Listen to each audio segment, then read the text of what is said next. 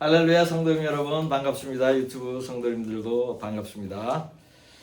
추운 날씨에 건강하신지요? 오늘 하나님께서 주신 말씀 사도행전 7장 55절에서 60절까지를 보겠습니다. 사도행전 7장 55절에서 60절까지를 제가 봉독하겠습니다.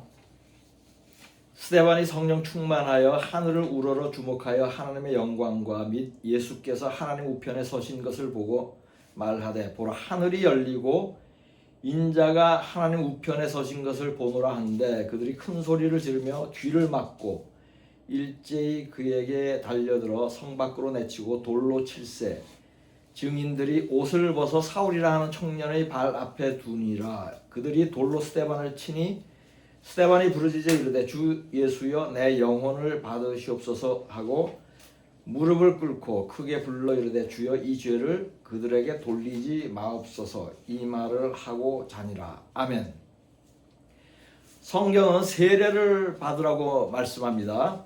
세례는 두 가지입니다. 하나는 물세례이고 다른 하나는 성령 세례입니다. 성령 세례는 하나님이 초자연적으로 성령을 부어주시는 것으로 회개를 한 사람에게만 임합니다.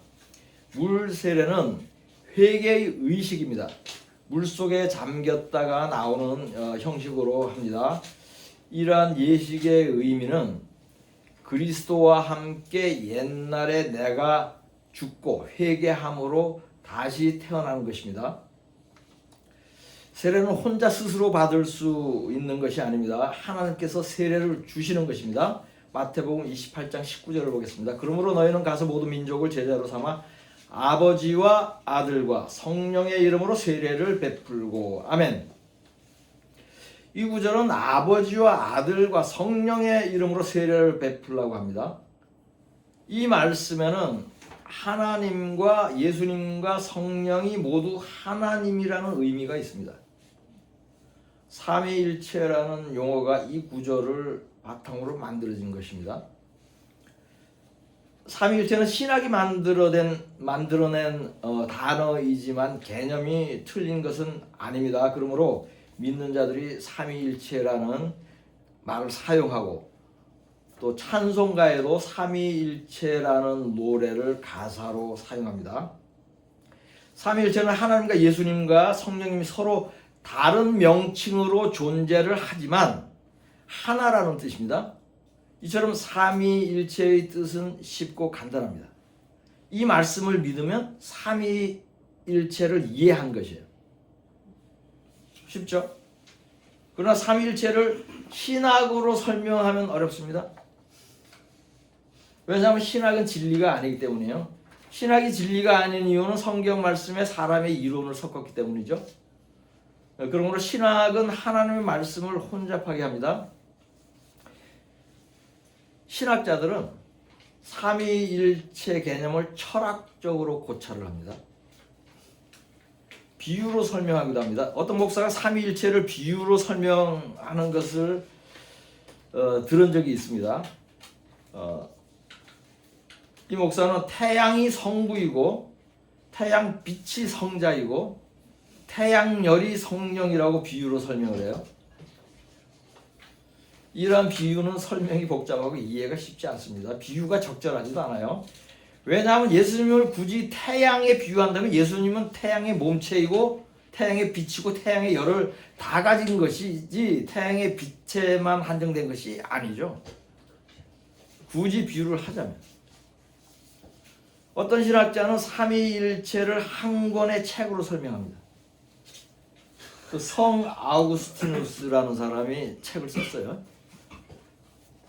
근데 그게 중요한 책이라고 신학자나 목사들이 그 책을 열심히 읽어요. 삼위일체를 이해하려고 한 권의 책을 읽어요. 그러니까 어떻게 그 책을 읽으면 어떻게 되죠? 삼위일체가 뭔지 모르게 돼요. 한 줄로 설명이 되는 쉬운 성경 말씀을 신학으로 혼잡하게 하는 것이에요. 성부, 성자, 성령이 모두 동일한 하나님이라는 사실을 믿는 것이 삼위일체를 아는 것입니다. 삼위일체 하나님을 증거하는 성경 구절 몇 곳을 더 보겠습니다. 이사야 9장 6절을 보겠습니다. 이는 한 아기가 우리에게 낳고 한 아들을 우리에게 주신 바 되었는데 그의 어깨에는 정사를 메었고 그의 이름은 기묘자라 모사라 전능하신 하나님이라 영존하시는 아버지라 평강의 왕이라 할 것임이라. 아멘. 이 구절은 예수님의 탄생을 예언한 말씀입니다. 예수님의 신분과 정체성을 여러 가지로 말씀하는데 그 중에는 전능하신 하나님이라 하는 말씀이 있죠. 분명하게 예수님이 하나님인 사실을 말씀합니다. 요한복음 1장 2절 3절을 보겠습니다. 그가 태초에 하나님과 함께 계셨고 만물이 그로 말미암아 지은 바 되었으니 지은 것이 하나도 그가 없이는 된 것이 없느니라. 아멘. 이 구절에서 그는 예수님입니다. 예수님이 만물을 지었다고 말씀하죠. 예수님이 창조주의잖아요. 그러므로 예수님은 하나님인 것이에요. 창세기 1장 1절 2절을 보겠습니다. 태초에 하나님이 천지를 창조하니라. 땅이 혼돈하고 공허하며 흑암이 깊음 위에 있고 하나님의 영은 수면 위에 운행하시니라. 아멘. 이 구절은 천지를 창조하는 장면인데 하나님의 영, 즉 성령이 수면 위를 운행하며 천지를 창조하고 있죠. 성령이 천지를 창조하였으므로 성령은 하나님입니다. 이상으로 살펴본 대로 성부, 성자, 성령이 모두 동일한 하나님입니다. 이것이 삼위일체 하나님입니다. 이처럼 성경으로 증거하면 삼위일체가 쉽게 이해됩니다. 제가 지금 설교 서두에 삼위일체에 대해 설명을 하는 이유는 성령 충만의 의미를 가르치기 위한 것이에요. 성령이 하나님이란 사실을 우선 확인하고 성령 충만에 대해서 설명을 함으로써 성령 충만에 대한 이해를 돕기 위한 것입니다. 우리 믿는 자들은 성령 충만이라는 말에 익숙합니다. 믿는 자들이 매우 즐겨 사용하는 말씀이죠. 믿는 자들은 성령 충만하기를 원하고 구하죠. 또 목사는 교인들에게 성령 충만해야 한다고 설교합니다. 성령 충만해지는 것은 좋은 것입니다. 그러나 많은 경우 성령으로 충만해진다는 의미를 잘못 이해하고 있습니다. 지금부터는 성령 하나님이 사람들을 성령으로 충만케 하여서 어떤 일들을 행하는지를 살펴보면서 성령 충만의 의미를 구체적으로 상고해 보겠습니다. 성령 충만의 의미를 바르게 이해하기 위한 가장 좋은 방법은 성경이 어떤 경우에 성령 충만이라고 언급하는지를 살펴보는 것이죠. 지금부터는 성령 충만의 의미를 설명할 때에 여러분이 성령 충만이라고 여겼던 것과 차이가 있는지 없는지 적용해 보시기 바랍니다. 성경에는 성령이라는 단어가 179번 언급되어 있습니다. 구약 성경에 197번 언급되어 있습니다. 구약 성경에 7번, 신약 성경에 190번 나옵니다. 이 중에 절반이 바울이 언급하였거나 바울과 관련하여 언급되었습니다. 성경 인물 중에 가장 성령 충만했던 인물 중에 한 사람이 바울이죠. 그러므로 아마도 성령을 가장 많이 언급한 것으로 보입니다.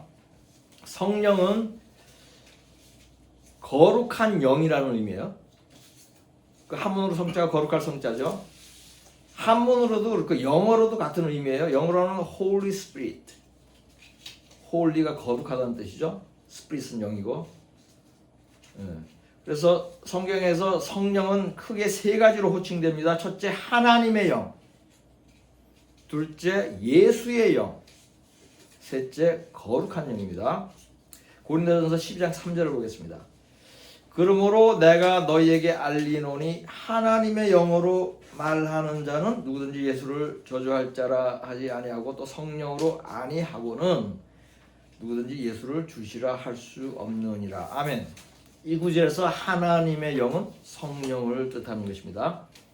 사도행전 16장 7절을 보겠습니다.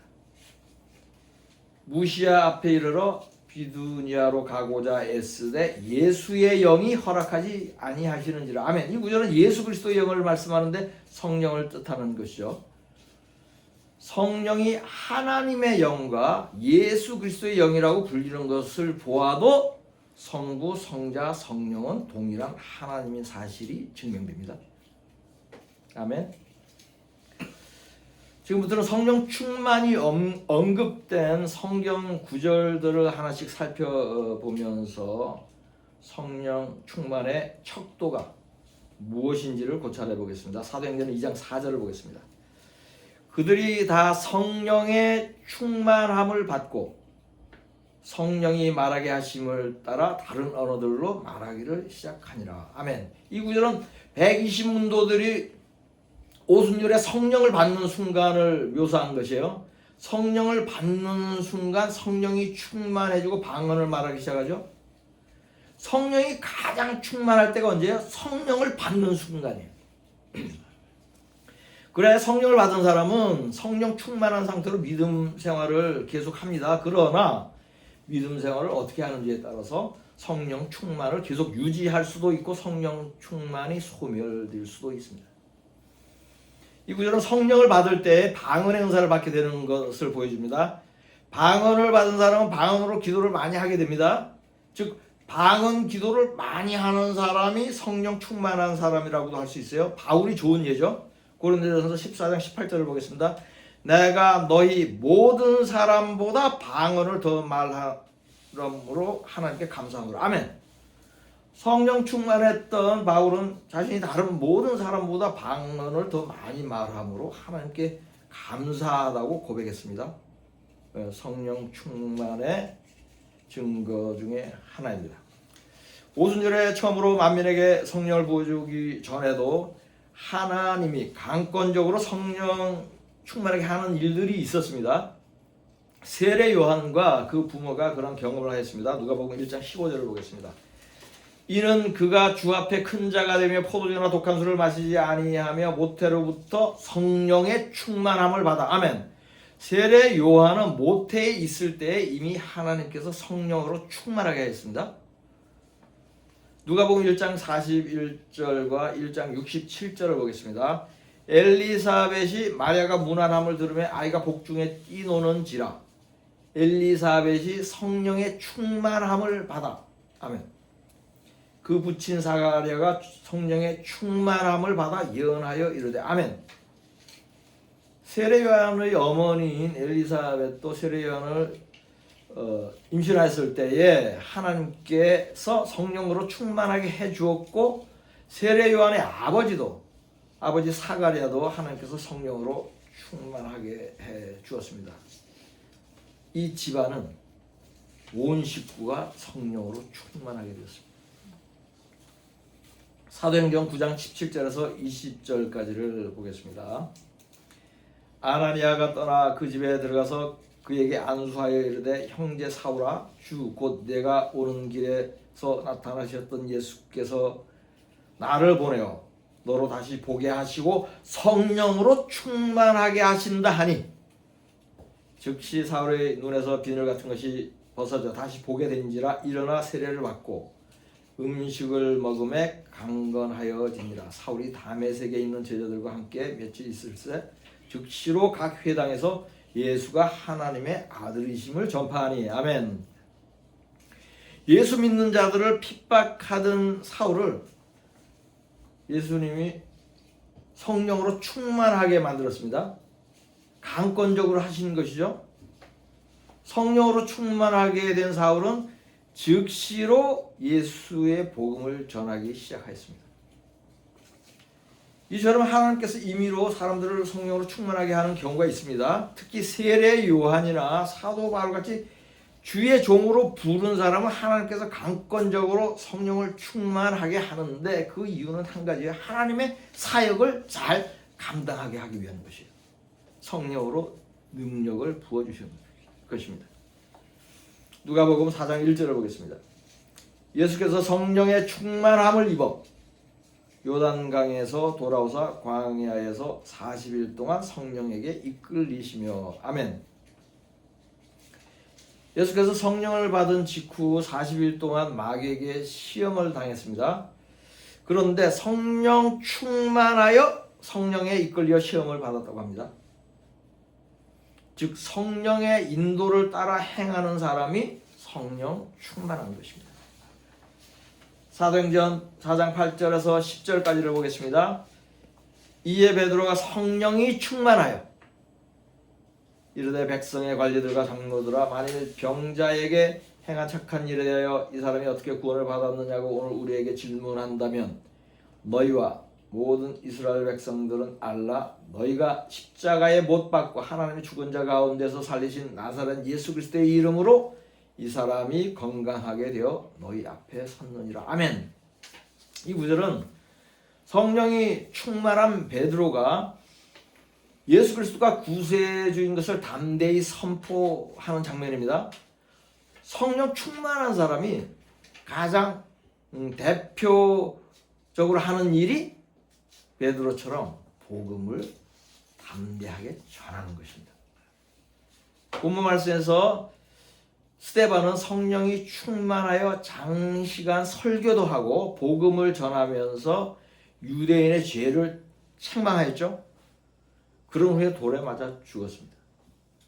이처럼 성령 충만한 사람은 죽을 각오까지 하고 담대히 복음을 전합니다.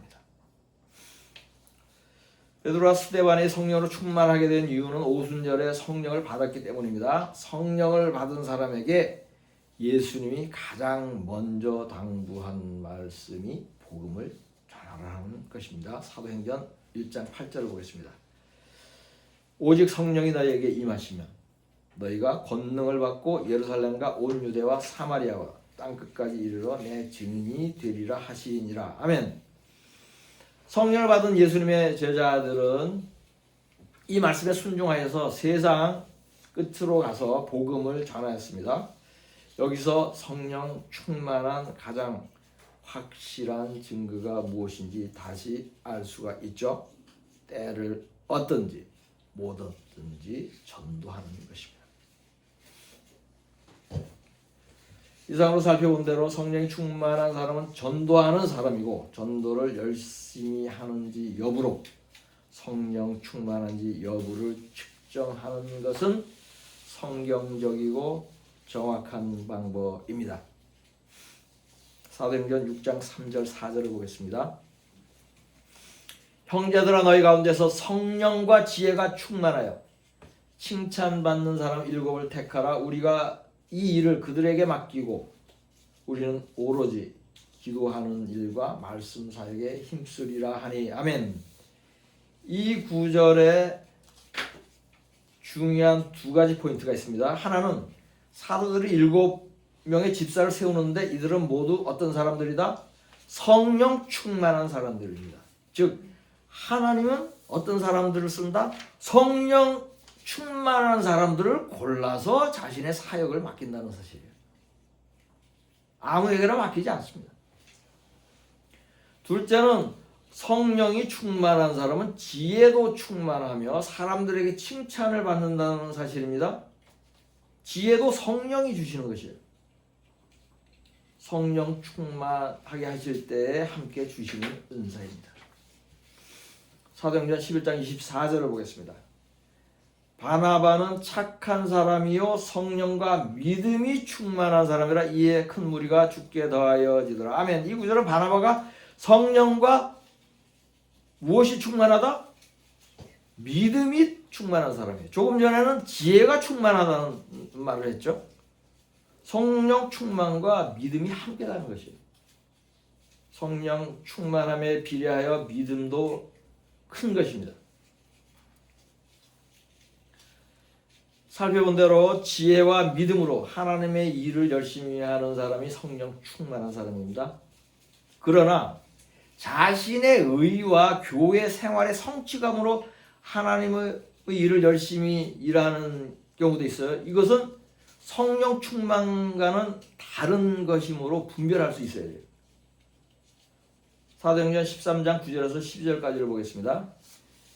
바울이라고 하는 사울이 성령이 충만하여 그를 주목하고 이르되 모든 거짓과 악행이 가득한 자여 마귀의 자식이여 모든 의의 원수여 주의 바른 길을 굳게 하기를 그치지 아니하겠느냐. 보라 이제 주의 손이 내 위에 있으니 네가 맹인이 되어 얼마 동안 해를 보지 못하리라 하니 즉시 안개와 어둠이 그를 덮어 인도할 사람을 두루 구하는지라. 이에 총독이 그렇게 된 것을 보고 믿으며 주의 가르치심을 놀랍게 여기니라. 아멘. 바울이 성령 충만하여서 한 행동은 무엇이죠? 악한 자의 죄를 지적하고 책망한 것이에요. 그런데 책망하는 정도가 매우 강력합니다. 심하게 저주를 하였어요. 눈도 멀게 해버렸어요.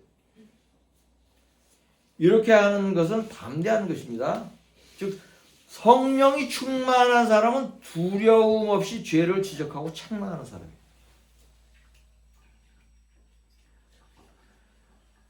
세례 요한도 이러한 사역했죠. 예수님도 이러한 사역을 했습니다. 성령으로 충만한 사람만 할 수 있는 것입니다.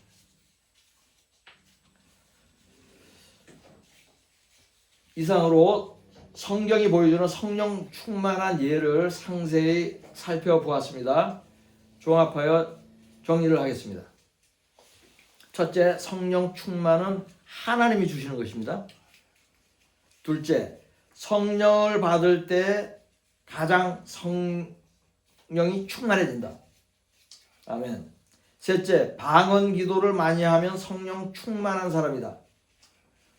넷째, 복음을 담대히 전하면 성령 충만한 사람이다. 아멘.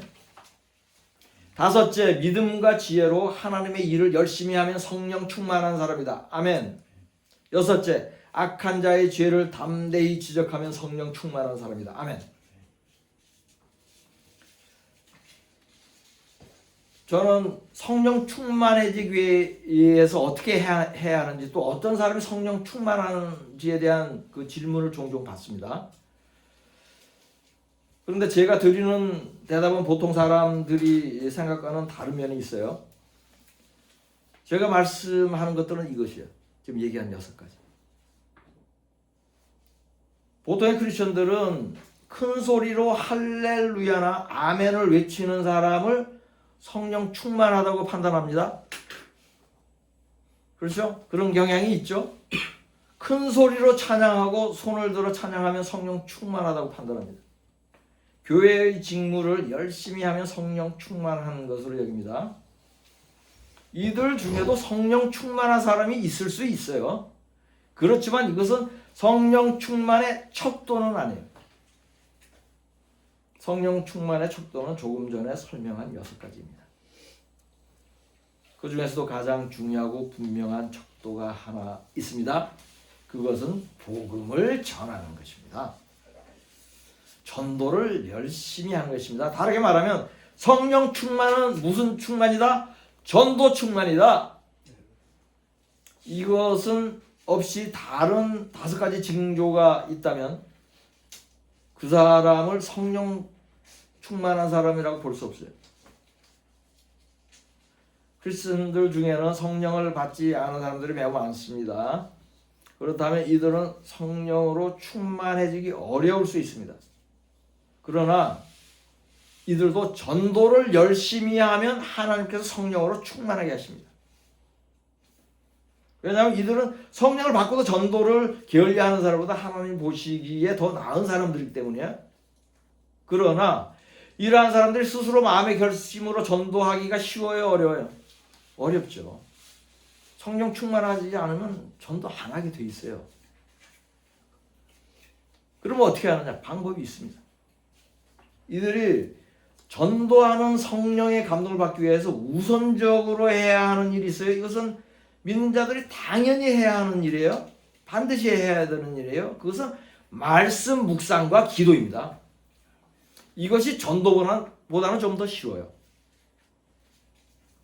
성경을 묵상하고 기도를 할 때에 성령이 일을 하십니다. 성령으로 충만하게 하십니다. 그러므로 성령 충만한 사람의 공통점 중에 하나는 말씀으로 충만한 것이에요. 이것은 한계갑니다. 사람들이 무식하다고 여긴 베드로도 성경 말씀을 인용하여 복음을 전파했습니다. 집사였던 스데반은 고대 이스라엘의 역사를 모두 꿰뚫을 정도로 성경을 잘 알았어요. 사도행전 7장 전체가 스데반의 설교인데 그 공력이 엄청납니다. 사도 바울을 능가합니다. 제가 보기에는. 바울도 말씀으로 무장되어 있었습니다. 모든 사도들이 말씀으로 충만했습니다. 그러므로 말씀 충만이 성령 충만입니다. 성경을 주야로 묵상하고 기도할 때 하나님께서 성령으로 충만하게 합니다. 성령으로 충만해지면 복음을 전하지 않을 수 없게 됩니다. 에베소서 5장 18절을 보겠습니다. 술 취하지 말라 이는 방탕한 것이니 오직 성령으로 충만함을 받으라. 아멘. 이 구절은 술 취하고 방탕한 것과 성령 충만을 대비하여 말씀하죠. 둘 다 동시에 충만할 수 없어요. 어떤 사람은 성경에 보니까는 성령에 취하면 술 취한 거하고 비슷하던데. 성령의 취한 느낌을 맛보려고 술을 마시니까 술 취하고 방탕하면 성령의 충만함을 받지 못합니다. 인간의 영은 무엇인가로 채워져요. 성령으로 채워지든지 아니면 악한 영으로 채워져요. 그 중간도 없어요. 반반씩 채워지는 것도 없어요.